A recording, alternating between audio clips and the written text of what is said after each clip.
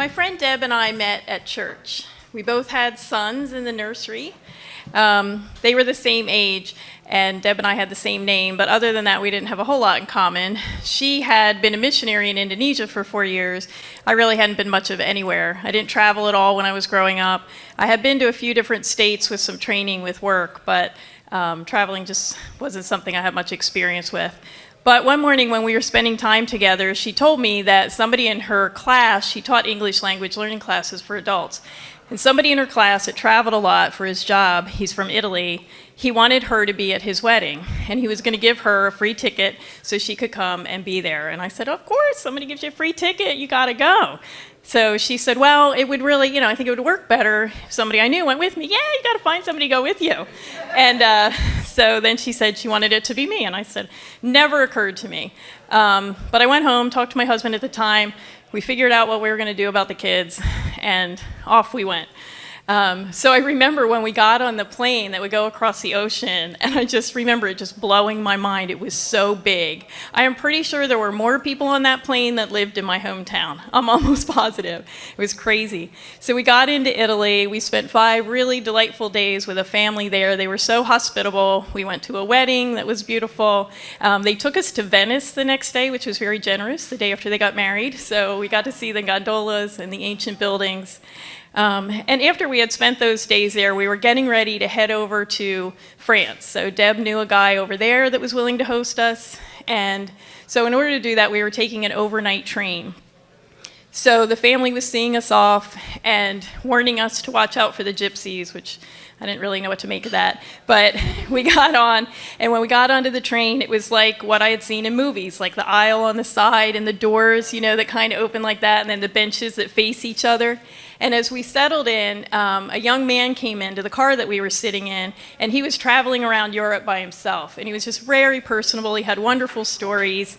And he also told us that the way that we should handle this, being in this car overnight, it was not a sleeping car. So he was explaining that you could kind of pull the seats across, and then 3 people could kind of lay down. And then he said, turn the lights out, because through the night, then people won't, knock on the door and interrupt us. So after we talked for a while, we did all that. We were kind of laying down and we're falling asleep. And through the night, the train was filling up. So eventually somebody did knock on the door. And so 4 people entered, and there really wasn't room for all of us to sit. We had to kind of take turns throughout the night. But as those people entered that space with us, we became aware that one of the women in that group, her husband had been working in Paris, and he had died. And she was going to pick up his body. And it was, the car was just heavy with the grief of that as we traveled through the night. We got into Paris, and at that point we had to figure out how to get a train from Paris out to the countryside where this guy that was hosting us lived, which was a little dicey, but we figured it out. We traveled out there, and then the next day came back into Paris, and he showed us all around. At the end of that day, he and his new girlfriend drove us in a car to go get a ferry. So they were besmitten with each other, and we were in the back seat, just getting kind of batty by this point. We missed our families back home, we missed our Italian family, and now we're heading to the next country. But they got us to the place where the ferry was. Deb was telling me that when she was in Indonesia, ferries were these really dirty, dank things. It was just going to be this horrible ride, and I'm ready. I'm like, whatever. We pull up to this place, and we get out, and we have our luggage with us, and this guy comes up to us and says, do you want me to take your luggage? And we say, sure, thanks for doing that. So he takes the luggage. We get on the ferry, and it's beautiful. It's like the Love Boat. It was just incredibly luxurious, really wonderful. But soon after we settle in, we realized we made a mistake by letting them take our luggage because we didn't have our jackets or anything, and we wanted to sit out on the deck and be able to see the water as we crossed the English Channel. So we mentioned that to some of the staff on the ferry, and they said, okay, once we get started, we'll get somebody to take you where your luggage is so you can get your jackets. So, in fact, that's what happened, and we got to take this great adventure down into the bottom of the ferry. There were tractor trailers in there and all these cars. It was an amazing thing to see.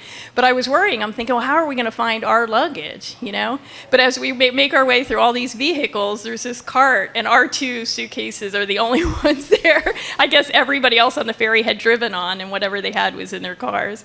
So we were able to get our jackets and sit out on the deck for a while as we crossed the English Channel before we went in to go to sleep.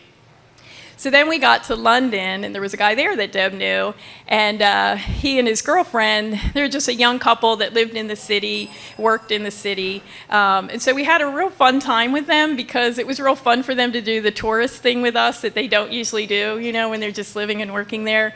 And the thing that I remember the most about that was, of course, riding the tube, but also there was a boat, you know, that kind of, it was like, a lot of people use it, it seemed like a taxi, like just to go on the river to get from one part of the city to the other.